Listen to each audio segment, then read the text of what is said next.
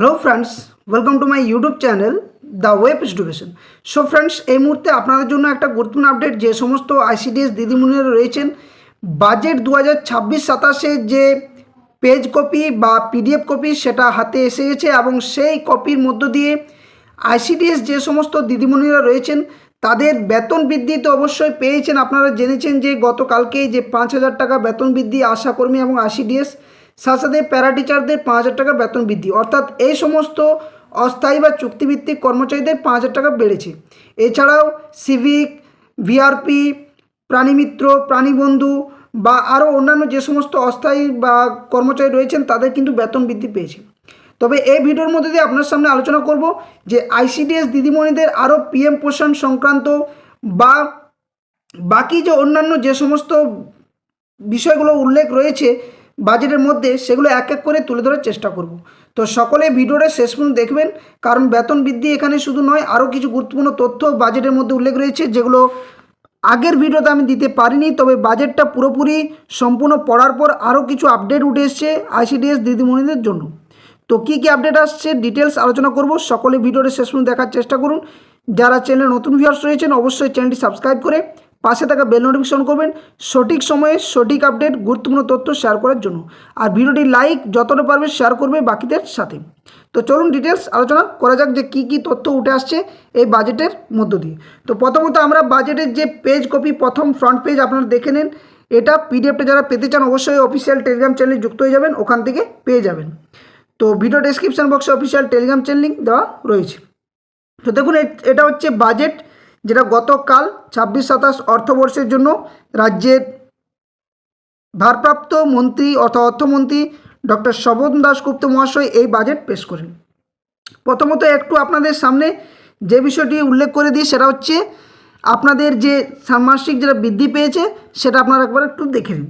তো দেখুন, এখানে বলা রয়েছে যে ইন্টিগ্রেটেড চাইল্ড ডেভেলপমেন্ট স্কিম অর্থাৎ আইসিডিএস স্কিমের অঙ্গনওয়াড়ি কর্মী এবং অঙ্গনওয়াড়ি সহায়িকারা 6 বছরের নিচে শিশু, গর্ভবতী ও স্তন্যদায়ী মায়েদের পুষ্টির মাত্রা বাড়াতে প্রচুর অবদান রেখেছে। এছাড়া আশা কর্মীরা প্রাথমিক স্বাস্থ্য পরিষেবাকে মানুষের দরজায় পৌঁছে দিতে সাহায্য করেছেন এবং প্রান্তিক মানুষদের সরকারি স্বাস্থ্য পরিষেবার সঙ্গে যুক্ত করেছেন। এই সকল কর্মচারীদের গুরুত্বপূর্ণ পরিষেবাকে স্বীকৃতি দিতে আমি তাদের মাসিক ষান্মাসিক 5,000 টাকা বৃদ্ধি ঘোষণা করছি। তো এটা আপনারা জেনেছেন, আমি ভিডিও দিয়েছি কালকেও, আজকেও আরও ডিটেলস তথ্য দিলাম এই বিভিন্ন অস্থায়ী বা চুক্তিভিত্তিক কর্মচারীদের বেতন সংক্রান্ত বৃদ্ধির ব্যাপারে। এবার আপনাদের যে তথ্যটা দেওয়ার চেষ্টা করব সেটা হচ্ছে একটু গুরুত্বপূর্ণ আপডেট আপনাদের জন্য, কারণ এটা আপনাদের জানা দরকার। তো দেখুন, আমি সেই পেজটাতেই চলে যাচ্ছি, একটু জাস্ট ওয়েট করুন, আমি সেই পেজে আসার চেষ্টা করছি। হ্যাঁ, ঠিক এই পেজে দেখুন এখানে কি বলা রয়েছে। তার আগে বলে রাখি এখানে কিছু বিষয় রয়েছে, একবার এই বিষয়টি তুলে ধরার চেষ্টা করি। দেখুন, প্যারা টিচারদের বিষয়টা যেটা বলছিলেন যে প্যারা টিচারদের বেতন বৃদ্ধি পায়নি, একটু এটা দেখে নিন যে প্যারা টিচার সুবিধা থেকে বঞ্চিত হওয়া অঞ্চলে শিক্ষার সুযোগের ক্ষেত্রে গুরুত্বপূর্ণ ঘাটতি পূরণ করতে এবং ছাত্র শিক্ষক অনুপাত উন্নত করতে সাহায্য করে। এদের এই গুরুত্বপূর্ণ পরিষেবাকে স্বীকৃতি দেওয়ার জন্য আমি তাদের মাসিক ষান্মাসিক হিসেবে 5,000 টাকা বৃদ্ধি করার ঘোষণা করছি। এটা হচ্ছে এইটুকুটা। এবার আসছে কিছু গুরুত্বপূর্ণ বিষয় যেটা আপনাদের জন্য খুবই খুবই গুরুত্বপূর্ণ। এখানে বলা রয়েছে এই লাইনটা থেকে দেখুন আপনারা, তাহলে ব্যাপারটা বুঝতে পারবেন। তো কি বলা রয়েছে এখানে দেখুন, প্রথমত বলা রয়েছে যে পোষণ পিএম পোষণ প্রকল্পে স্কুল পড়ুয়াদের মিড ডে মিল পুষ্টিকর ও গরম খাবার পরিবেশন করার জন্য ক্ষেত্রে কুক কাম হেল্পাররা একটি গুরুত্বপূর্ণ ভূমিকা পালন করেন। এদের গুরুত্বপূর্ণ পরিষেবাকে স্বীকৃতি আমি তাদের মাসিক ষান্মাসিক হিসেবে 1,000 টাকা বৃদ্ধির ঘোষণা করছি। অর্থাৎ যারা পিএম পোষণের ভিত্তিতে যারা রান্না করেন, অর্থাৎ যে সমস্ত যে বিভিন্ন মহিলা সমিতি রয়েছেন, যারা কুক কাম হেল্পার যারা রয়েছেন তাদের কিন্তু 1,000 টাকা বৃদ্ধির ঘোষণা করা হয়েছে। এবার এখানে দেখুন,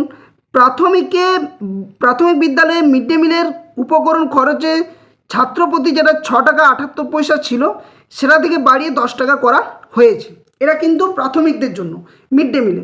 কিন্তু একটা বিষয় এখান থেকে আরও একটু ক্লিয়ার করে রাখি যে মিড ডে মিল ব্যবস্থা সেটা কিন্তু প্রাথমিকের জন্য নেই, এটা প্রাথমিকের সাথে সাথে আইসিডিএস সেন্টারগুলোতেও রয়েছে। তো এখন প্রশ্ন জাগছে যে আইসিডিএস সেন্টারগুলোতে কি এই যে টাকার পরিমাণটা, যেখানে ডিমের খরচ বা আরও অন্যান্য হলুদ রয়েছে বা আরও যে মশলা খরচ, আলুর দাম, এই সমস্ত বিষয়গুলো আইসিডিএস সেন্টারও দেওয়া হয়ে থাকে।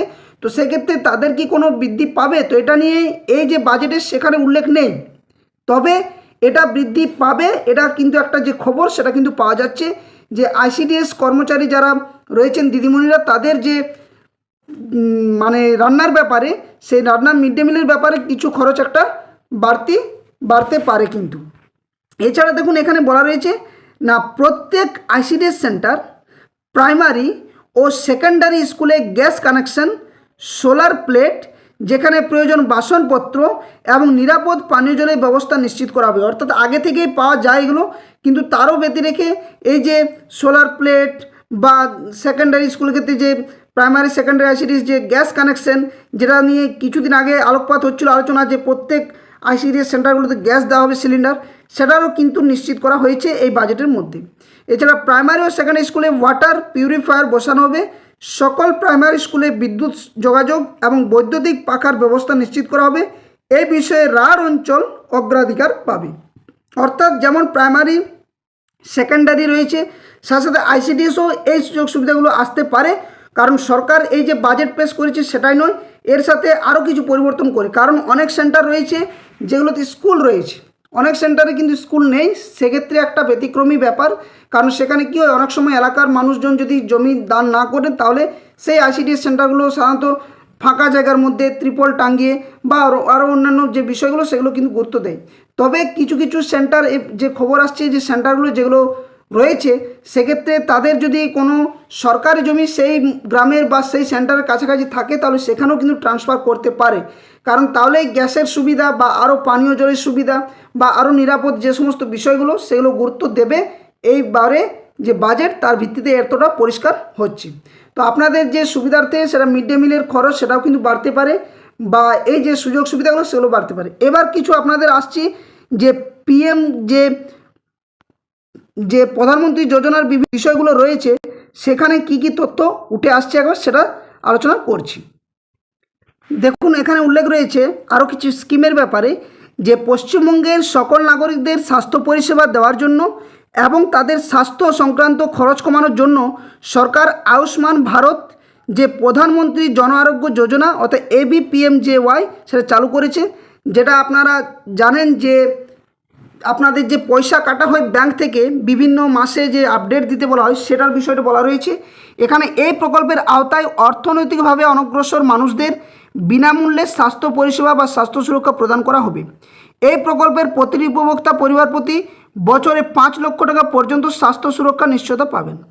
আমি আয়ুষ্মান ভারত প্রকল্পের জন্য মোট 3100 কোটি টাকা অর্থাৎ 3100 কোটি টাকা বাজেট বরাদ্দের প্রস্তাব করছি। এই স্কিমে বলা রয়েছে আশা আইসিডিএস কর্মী এবং 70 বছরের বেশি বয়সের সকল নাগরিক সহ আনুমানিক 7 কোটি মানুষ এর আওতায় আসবেন। যে সমস্ত গরিব মানুষ এই স্কিমের আওতায় আসবেন না, তাদের সিএম রিলিফ ফান্ড থেকে অর্থ সাহায্য করা হবে। অর্থাৎ দেখুন বিষয়টা এখানে যে সাধারণত কী ছিল, যে RKSY1, এই যে RKSY1 যাদের রেশন কার্ড ছিল, তারা কি এই সুযোগ সুবিধার জন্য পাওয়ার জন্য কি রয়েছে নিয়ম, না পরিবারের কোনো প্রধানের 70+ বয়স কিন্তু থাকতে হবে। ঠিক আছে, তাহলে এক্ষেত্রে অনেক আশাকর্মী এবং আইসিডিএস কর্মী তাদের হয়তো RKSY1 কার্ড রয়েছে। ঠিক আছে, তাহলে RKSY1 কার্ড থাকলে কি এই সমস্ত আশাকর্মী বা আইসিডিএস কর্মীর সুযোগ সুবিধা পাবেন না? যদি 70+ বয়সের মধ্যে কোনো ব্যক্তি প্রধান হেড না থাকেন বাড়িতে, অবশ্যই পাবেন। কারণ এটা উল্লেখেই রয়েছে যে এই স্কিমে আশা আইসিডিএস কর্মী এবং 70 বছর বয়সের সকল নাগরিক সহ আনুমানিক 7 কোটি মানুষ এর আওতায় পড়বেন। তার জন্য আপনারা দেখে নেবেন প্রত্যেক গ্রামে গ্রামে আইসিডিএস এবং আশাকর্মী যারা রয়েছেন তাদেরও বাড়িতে কিন্তু এই যে আয়ুষ্মান যে স্কিম রয়েছে, আয়ুষ্মান ভারত যে স্কিম, সেই স্কিমের ভিত্তিতে আপনারা স্বাস্থ্য পরিষেবা সুবিধাটা পাবেন। অর্থাৎ আপনাদের স্বাস্থ্যর দিক থেকেও 5 লক্ষ টাকা আপনাদেরকে সহায়তা করা হচ্ছে। এছাড়া আরও যে অন্যান্য সুযোগ সুবিধা রয়েছে সেগুলোও কিন্তু আপনারা এক এক করে পাবেন। এটারও ডিটেলস কিন্তু তথ্য এখনও পর্যন্ত পরিষ্কারভাবে উঠে আসেনি।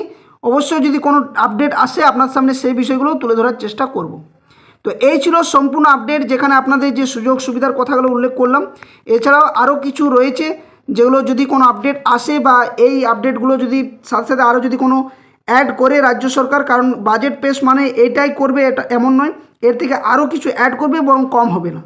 তো বেতন বৃদ্ধি অবশ্যই হয়েছে, পেনশন ব্যবস্থার যে বিষয়টা সেটাও কিন্তু আসবে, স্বাস্থ্য বিমার ব্যবস্থা সেটাও কিন্তু হয়েছে, উৎসব ভাতা সেটা আপনারা দুর্গাপূজা বা ঈদের সময় পান, প্রশিক্ষণের সুযোগ এটা নিয়ে কিন্তু ট্রেনিং অবশ্যই আরও হবে, এবং কর্মপরিবেশন উন্নয়ন সেটারও কিন্তু ব্যবস্থা চলবে। অর্থাৎ মোট এই 3টি বিষয় এখনও রয়েছে, একটা হচ্ছে প্রশিক্ষণ, একটা হচ্ছে পেনশন ব্যবস্থা, আর একটা হচ্ছে কর্মপরিবেশ যে উন্নয়ন।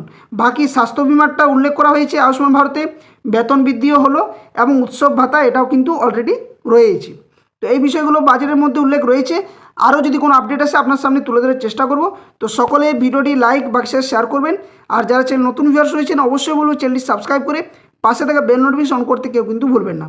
যারা ফেসবুক পেজ থেকে দেখছেন অবশ্যই ভিডিও ডেসক্রিপশন বক্সে ফেসবুক চ্যানেল লিঙ্ক দেওয়া রয়েছে, সেখানে যুক্ত হয়ে যাবেন, ওখান থেকে ফেসবুক পেজটি ফলো করে রাখবেন, ওখান থেকে আপডেট পাবেন। আর ভিডিও ডেসক্রিপশন বক্সে অফিসিয়াল টেলিগ্রাম চ্যানেল লিঙ্ক দেওয়া রয়েছে, সেখানেও কিন্তু যুক্ত হয়ে যাবেন, ওখান থেকে যে কোনো আপডেট আপনারা পেয়ে যাবেন। তো ধন্যবাদ, জয় হিন্দ, সকল সুস্থ থাকুন, ভালো থাকুন।